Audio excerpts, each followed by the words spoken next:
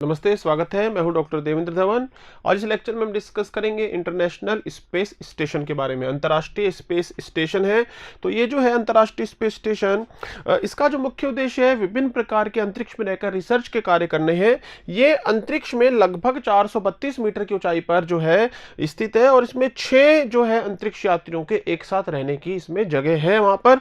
तो अंतरिक्ष में धरती से जो है यान भेजे जाते हैं, इस स्पेस स्टेशन से जाकर जुड़ते हैं और जो है यात्री इसके अंदर रहते हैं। धरती पर आने और जाने का कार्य यहाँ पर नियमित रूप से जो है जो नियमित अंतराल में यात्री यहाँ पर आते हैं और अपना कार्य करने के उपरांत जाते भी हैं।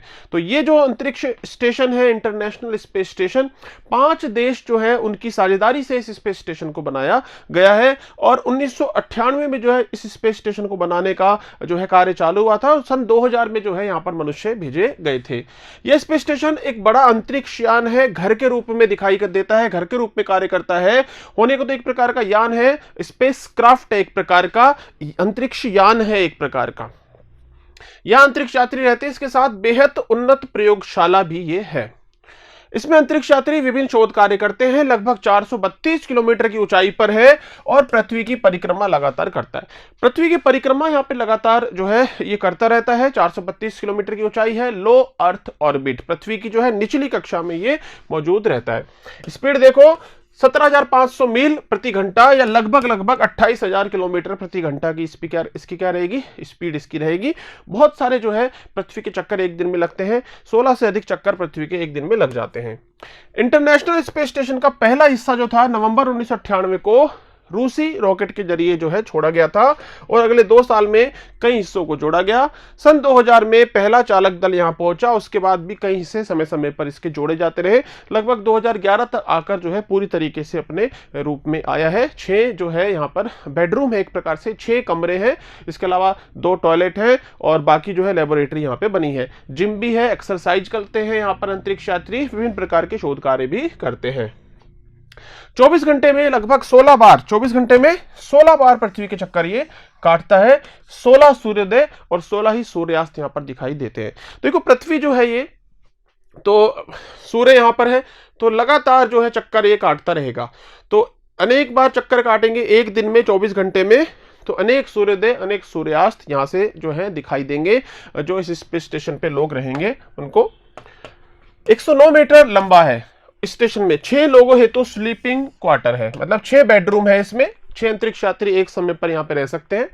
2 बाथरूम है, एक जिम है और बाहरी अंतरिक्ष को देखने के लिए एक बड़ी सी यहां पर एक है विंडो भी है, एक विंडो है यहां पर।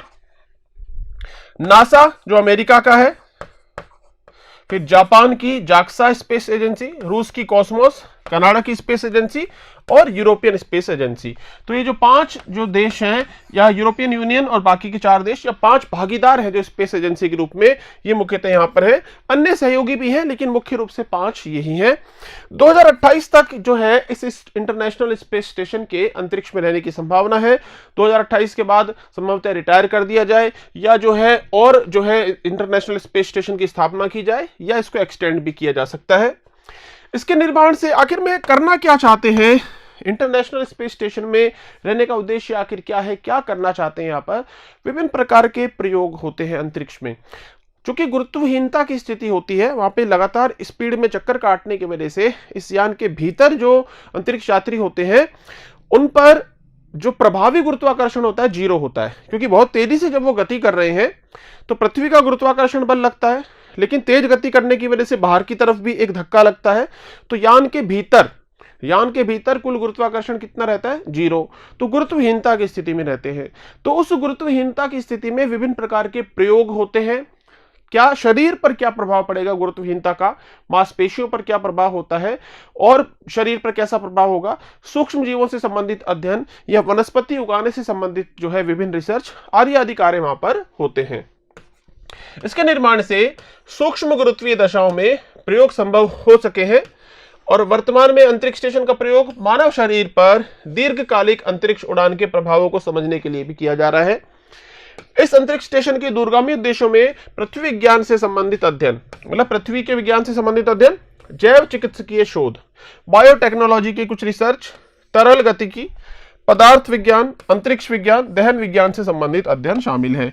तो विभिन्न क्षेत्रों की रिसर्च, तो विभिन्न क्षेत्रों की रिसर्च जो है इसके द्वारा की जा रही है। तो विभिन्न क्षेत्रों की रिसर्च करने का यहां पर उद्देश्य है इस कार्यक्रम के द्वारा, इंटरनेशनल स्पेस स्टेशन और इसमें रहने वाले अंतरिक्ष यात्रियों के द्वारा।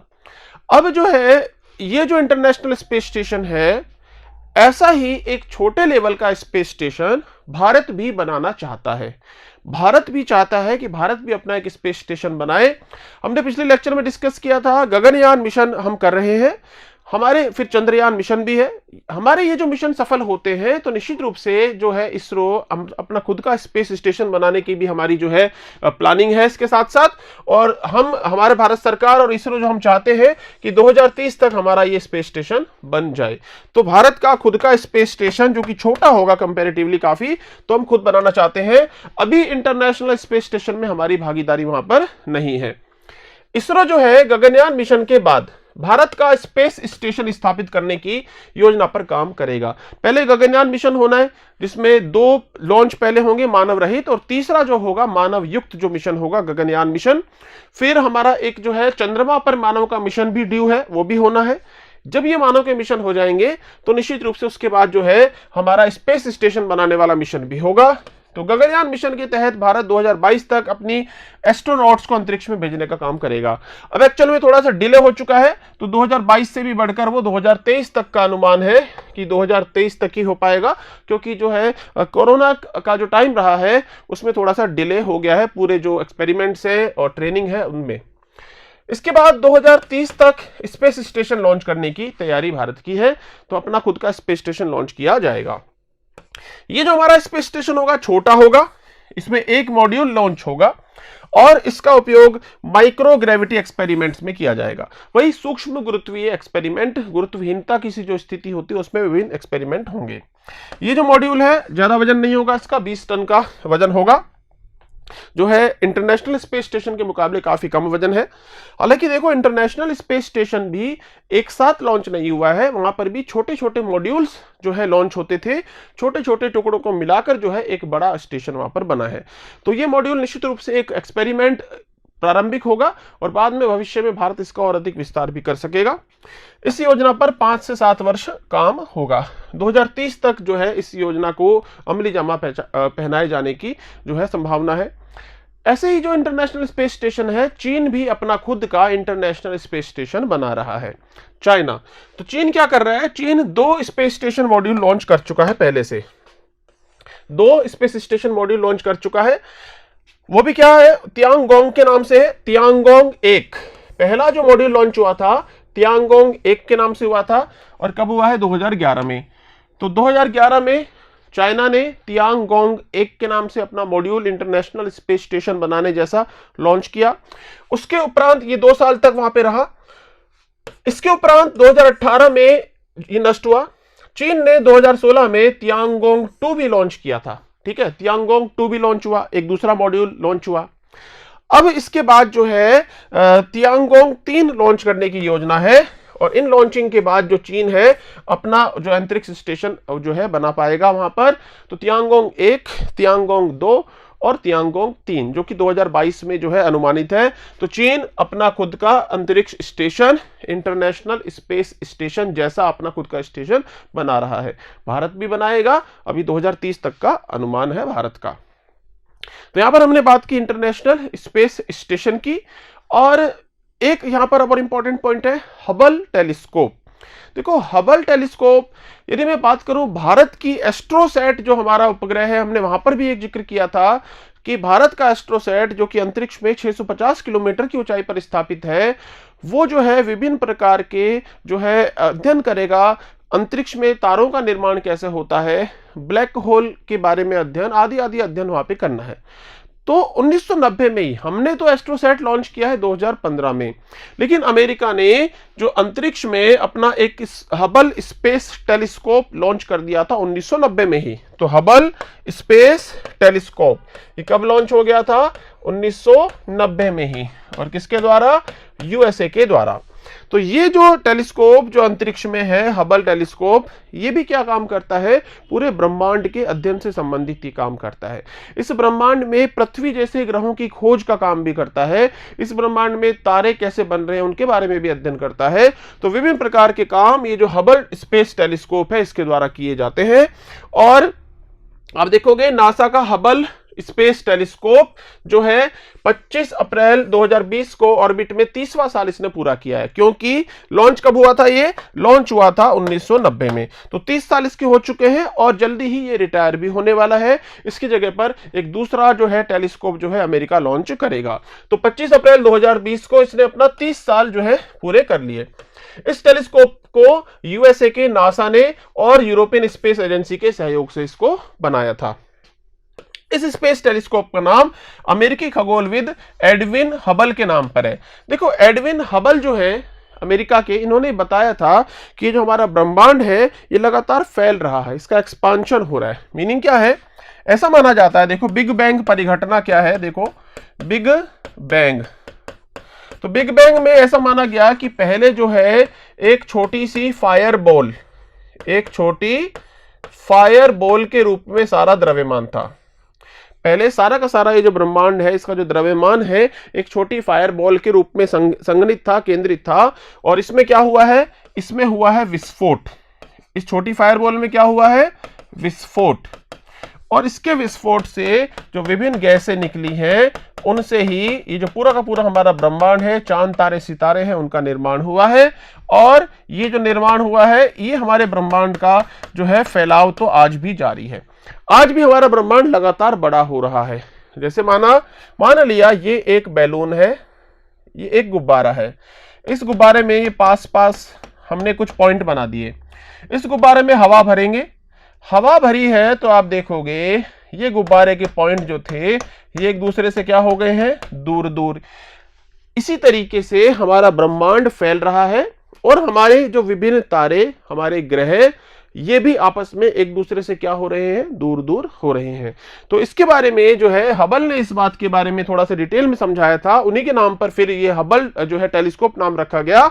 और फिर जो प्रयोग हुए, नासा ने प्रयोग किए और पुष्टि भी हुई कि हाँ वो जो कह रहे थे वो सही कह रहे हैं। तो हबल वाले जो कथन थे उनकी पुष्टि भी नासा ने की है। तो ब्रह्मांड का लगातार क्या हो रहा है, विस्तार हो रहा है, ब्रह्मांड और बड़ा हो रहा है। ये हमारा पूरा का पूरा यूनिवर्स, इसमें बहुत सारी आकाश गंगाएं हैं और बहुत सारे तारे हैं, ये और फैल रहे हैं, इनका विस्तार हो रहा है। और जब कोई भी चीज फैलती है, अचानक से फैलेगी तो तापमान में भी कमी आती है। तो हमारा ब्रह्मांड फैल भी रहा है और हमारे ब्रह्मांड के तापमान में कमी भी आ रही है। तो याद रखना है, हबल को हमारे सौर मंडल के सबसे दूर के तारे और आकाश गंगाओं के साथ साथ ग्रहों का निरीक्षण करने के लिए अंतरिक्ष में स्थापित किया था। तो हमारे इस ब्रह्मांड में जो तारे हैं उनका अध्ययन करना है, पृथ्वी जैसे ग्रह हैं उनका अध्ययन करना है। तो इन सब कार्यों के लिए ये जो हबल टेलीस्कोप है इसको स्थापित किया गया था। 30 साल से तो ये काम कर रहा है, शीघ्र ही ये रिटायर होगा और इसकी जगह पर इससे कई गुना बड़ा जो है नया टेलीस्कोप स्थापित किया जाएगा। हबल स्पेस टेलीस्कोप को 25 अप्रैल 1990 को अमेरिकी स्पेस शटल डिस्कवरी के माध्यम से जो है लॉन्च किया गया था, स्थापित किया गया था। यह टेलीस्कोप अभी 600 किलोमीटर की ऊंचाई पर पृथ्वी की कक्षा के चक्कर लगा रहा है। 600 किलोमीटर की ऊंचाई पर और पृथ्वी की कक्षा के चक्कर लगा रहा है। हमारा एस्ट्रोसैट कितने पर है, 650 किलोमीटर पे है। पृथ्वी का एक चक्कर लगाने में इसे 100 मिनट का समय लगता है। तो 600 किलोमीटर पर है, 100 मिनट में पृथ्वी का एक चक्कर काट लेता है। विभिन्न प्रकार के अनुसंधान कार्य अंतरिक्ष में रह के होते हैं। अब आप कहोगे कि अंतरिक्ष में अनुसंधान कार्य करने से क्या फायदा है। देखो अंतरिक्ष में जब हमारा 600 किलोमीटर ऊंचे चला जाएगा ये जो है टेलीस्कोप, इसमें जो विभिन्न प्रकार के जो है कैमरे भी हैं, प्लस विभिन्न प्रकार की तरंगों पर आधारित उपकरण है। तो एक तो 600 किलोमीटर की ऊंचाई पर किसी भी प्रकार के धूलकण और इस प्रकार की बाधाएं नहीं होंगी और बहुत ही क्लैरिटी से जो है एक अच्छा विजन वहां पे नजर आने वाला निश्चित रूप से। तो ये एक बड़ा कारण है अंतरिक्ष में स्थापित करने का। अब जब हबल रिटायर होगा, तो हबल का स्थान लेने के लिए, हबल का स्थान लेने हेतु किसको स्थापित किया जाएगा, जेम्स वेब स्पेस टेलीस्कोप। तो जेम्स वेब स्पेस टेलीस्कोप जो है इसको स्थापित करना है, लेकिन इसको जो स्थापित किया जाएगा ये लगभग जो 15 लाख किलोमीटर है वहां पर स्थापित किया जाएगा, 15 लाख किलोमीटर दूर। तो इसको स्थापित तो करना है लेकिन दूर करना है। जैसे हमारा आदित्य जो मिशन है, आदित्य L1 जो हमारा मिशन है वो 15 लाख किलोमीटर दूर स्थापित होगा, ठीक उसी प्रकार से ये भी उतनी ही दूरी पर स्थापित किए जाने की जो है योजना है।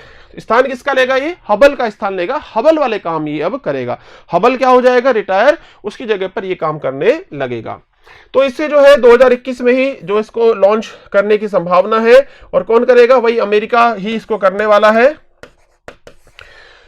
यूरोप के एरियन 5 रॉकेट के माध्यम से इसको प्रक्षेपित किया जाना प्रस्तावित है। इसे लाग्रांज बिंदु 2 अथवा L2 तक पहुंचने में लगभग 1 महीने का समय लगेगा।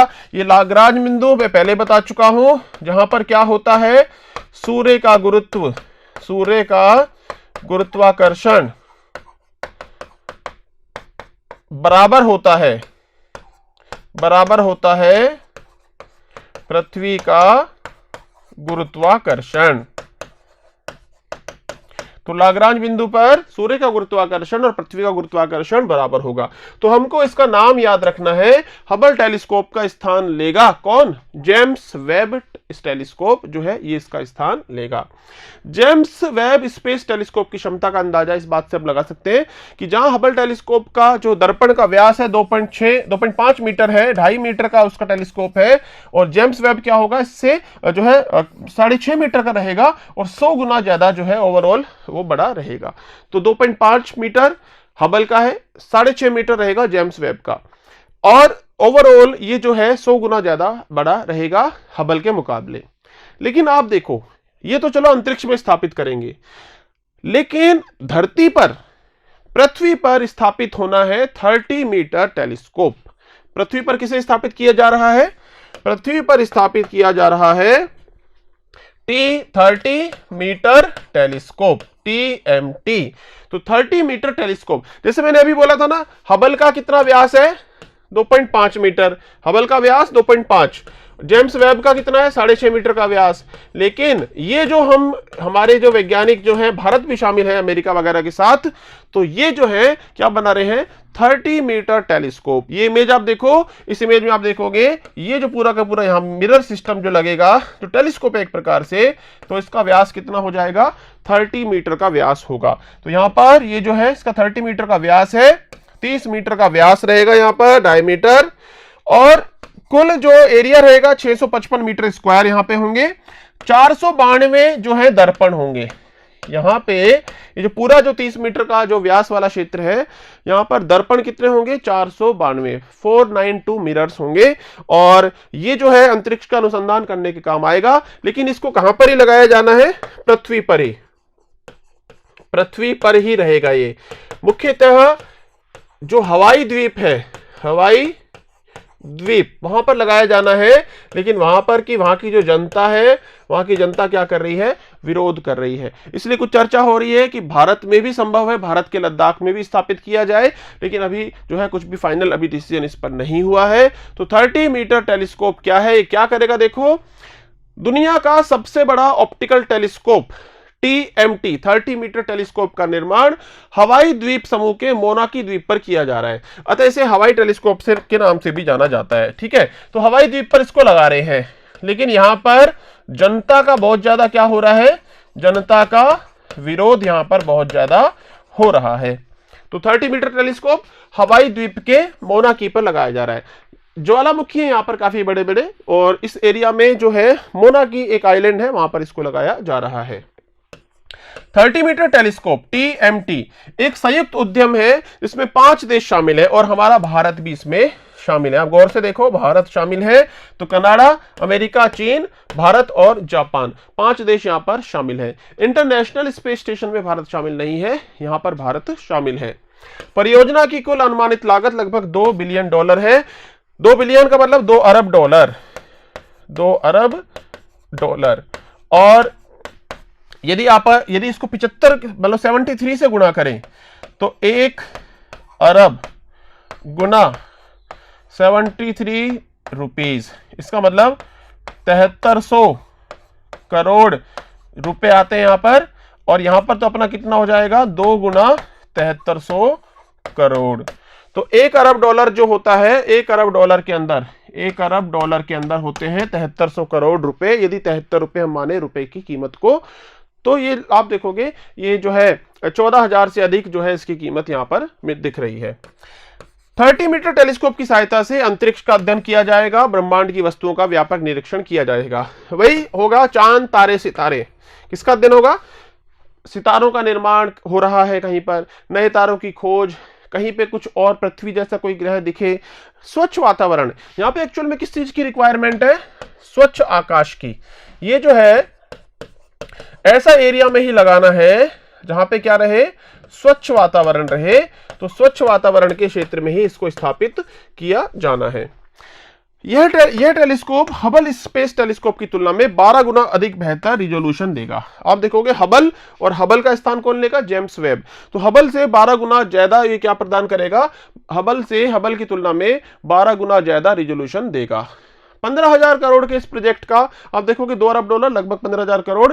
दूसरे ग्रह पर जीवन तलाशने के साथ वैज्ञानिक ब्रह्मांड के शुरुआती दौर का आकलन भी कर सकते हैं। दूसरे ग्रह पर जीवन हो सकता है क्या, उसकी खोज करने का काम होगा। पृथ्वी, ये पूरा ब्रह्मांड कैसे बना है उसके बारे में कुछ जो है कुछ पता चल सके, ब्रह्मांड कैसे बना है उसका प्रयास जो है यहां पर होगा। भारत की तरफ से इंडियन इंस्टीट्यूट ऑफ एस्ट्रोफिजिक्स जो है बेंगलुरु की, वो जो है इस 30 मीटर टेलीस्कोप का हिस्सा है, वहां पे वो कार्य कर रहा है। इस 30 मीटर टेलीस्कोप से धरती पर जीवन की शुरुआत और अंत का भी अनुमान लगाए जाने की कोशिश होगी।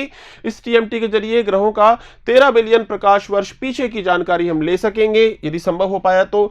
इससे अगर किसी ग्रह में जीवन है या जीवन की शुरुआत हो रही है तो भी ये जान सकेंगे कि वो किन कारणों से शुरू हुआ या जो है नष्ट हो रहा है।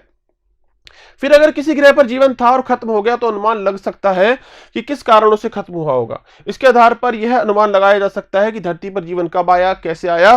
तो जीवन की शुरुआत के बारे में भी अध्ययन हो पाएंगे, और जिन ग्रहों पर जीवन की संभावना है उनका भी हो सकेगा अध्ययन। विभिन्न तारों का अध्ययन, तारे किस प्रकार बन रहे हैं, ब्रह्मांड के बारे में अन्य जानकारियां, आदि आदि जानकारियां जो हैं वो इस 30 मीटर टेलीस्कोप की सहायता से लग पाएंगी। तो ये भी एक इंपॉर्टेंट टॉपिक है। 30 मीटर टेलीस्कोप इसको स्थापित कर रहे हैं, विवाद भी है, तो कहीं ना कहीं करंट अफेयर्स में रह सकता है, तो इसके बारे में भी हमको बेसिक जानकारी होना जरूरी है। तो मिलते हैं फिर नेक्स्ट लेक्चर में।